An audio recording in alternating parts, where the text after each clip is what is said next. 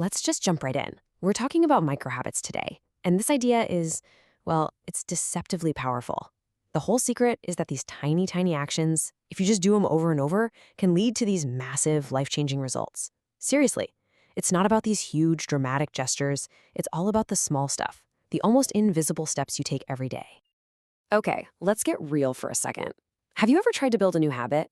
You get all fired up. I'm going to run a marathon, or I'm going to learn Spanish this year. And then what happens? A week later, maybe two, all that motivation just vanishes. Whew, gone. If you're nodding right now, trust me, you are in good company. This happens to pretty much everyone. And this is the part that's going to blow your mind. The problem was never you. It wasn't because you lacked willpower or you weren't strong enough. We've all been sold this idea that to succeed, you just have to have more grit. You just got to push harder. But honestly, that's a total myth. The real problem? It's your method. Your playbook was just wrong. But the great news is, that's an easy fix, and we are going to fix it right now.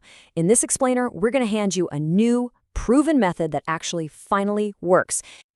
So this whole method is really built on two brilliant, and I mean brilliant, frameworks that come straight from behavioral science.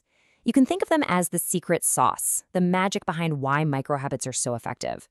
So on one hand, you've got Atomic Habits by James Clear. This is like the big picture blueprint, the guiding principles for how habits are even formed.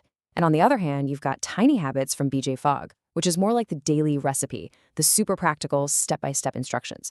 Let's start with that blueprint. All right, so James Clear breaks down the whole process of habit formation into 4 super simple, honestly, unforgettable laws. If you can master these, you can seriously build any habit you want. And here they are. Make it obvious, make it attractive, make it easy, and make it satisfying. They sound simple, right? But the real magic is in how they all work together. So let's break them down one by one. First up, make it obvious. Look, this has nothing to do with willpower and everything to do with architecture. You literally want to design your environment so that the good habit, the thing you want to do, is the default choice. The cue to do it should be staring you right in the face. And we're talking dead simple stuff here. You want to drink more water? Don't just stick the bottle in the fridge, put it right on your desk where you can't miss it. You want to read before bed? Don't leave the book on the shelf, put it right on your pillow. You're making the next right action impossible to ignore. Okay, let's move on to law number 2. Make it attractive. Our brains are basically pleasure-seeking missiles. If a habit feels like a chore, you're just not going to do it. So the trick is to link the new thing you want to do with something you already love to do. That's how you create the craving.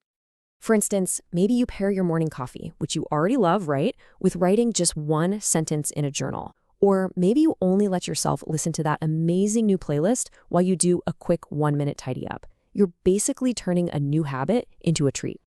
All right, law number 3. This one is absolutely crucial. Make it easy. This is where almost everybody messes up. We try to do way too much, way too soon. The secret is what's called the 2-minute rule. You just shrink your new habit down until it takes less than 2 minutes to do. That's it. So read 30 books this year becomes read 1 sentence. Get in shape becomes do 1 push-up. See? The point isn't to get a huge result on day 1. The point is just to show up. Anybody can do 1 push-up. You're taking away all the friction and making it almost stupid not to do it.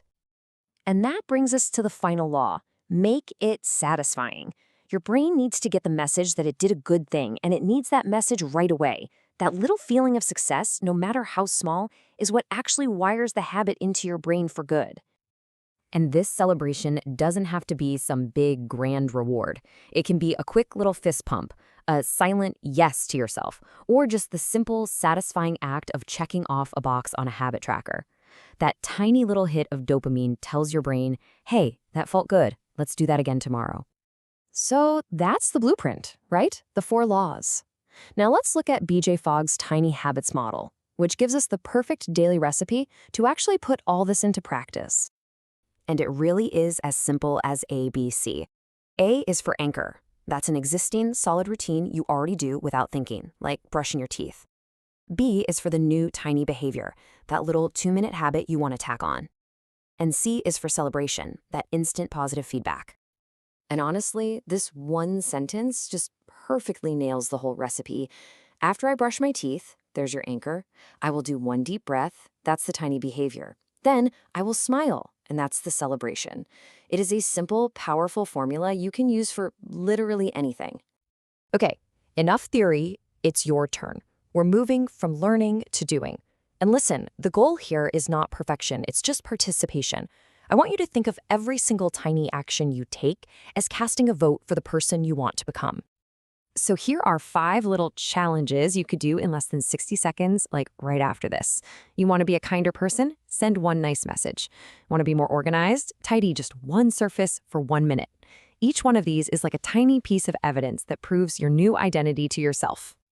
Now, I know what you might be thinking. One push-up? Really? One sentence? How is that going to make any real difference? And that brings us to maybe the most powerful idea of all, the 1% effect. So check this out. If you get just 1% better at something every single day for 1 year, you won't be 1% better at the end. Because of the power of compounding, you will be nearly 37 times better. That is the jaw-dropping math behind microhabits. These tiny daily improvements, they lead to truly incredible results. So here's the bottom line, the really crucial point. Your habits shape your identity, and then your identity shapes your habits. It's a loop. Every time you do one of these tiny habits, you're literally embodying the type of person you want to be. You're not just doing a push-up. You are casting a vote for being a healthy person. And that really just leaves us with one final question. This isn't about what you're going to do tomorrow or next week or next year. It's about right now. Based on everything we've just talked about, what tiny vote for your future self are you going to cast today?